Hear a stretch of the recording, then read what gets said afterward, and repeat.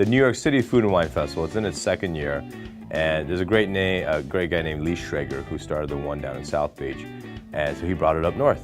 And it's really a celebration of food and wine and people who love to eat and drink food and wine. And that's why people like us love being involved, because if we can put ourselves in an arena and surround ourselves with people that really are psyched and passionate about what we do, it's a win-win. For me, the New York City Wine and Food Festival, a lot like its cousin in South Beach, Miami, is where foodies get together with the people who love foodies and have a great time. We let our hair down. We're not concerned about appearing like we know a lot about food, don't know a lot about food. You know, most food festivals have a bit of a serious kind of tone.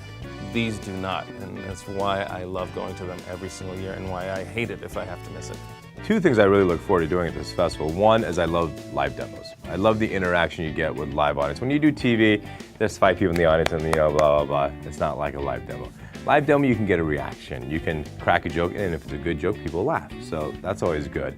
I'm doing what's called Asian Tapas, small plates. We just renovated Blue Ginger, my restaurant of 11 years. And at the bar, 50-seat bar lounge area, we're doing small, not quite dim sum, but small plates of Asian street food. The thing is, this year there is a Meatball Madness event. They've asked my mom, who is world renowned, like the Mozart of meatballs, to join this year, and I fully expect her to win. But I'm curious to see what other people are going to do to even have a shot to compete with her. It's going to be interesting, because they're really going to have to up their game a lot to compete with my mom's meatballs. I have 3 cookbooks out there. 2 you can only buy in Barnes & Noble at the time. My first cookbook is called Blue Ginger, East-West Cooking with Ming, Tsai, moi. It was the biggest, for me, the biggest deal, because it was my first book. For any chef, when you finally get your first one printed, I remember when it first came in, it was like, oh my God, it's me. And it was, I've been a chef for 25 years now, so it took a long time. That book launched in '98, so that's only 11 years ago. So it took a long time to get a book out. And it really is the food of Blue Ginger, my restaurant. My second book, called Simply Ming, based after my current show, was season 1, so 6 years ago.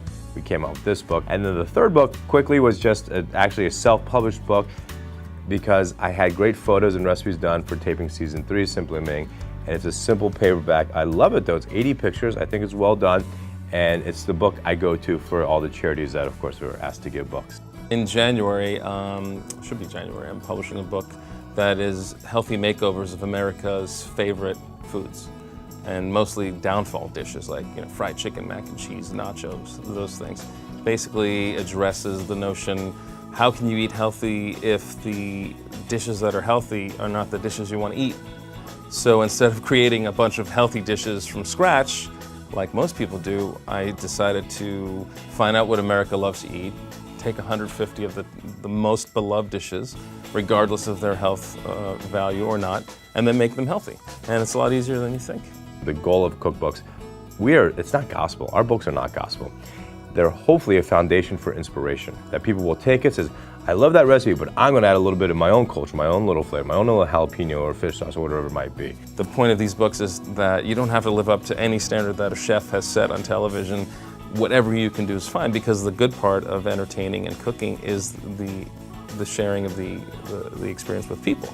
And that's why I love the food and wine festivals, especially South Beach in New York, is because it's a festival that isn't self-conscious. It really understands it's about getting people together and having fun. And while the food is so important, and the chefs there are so important, it's truly secondary to the experience.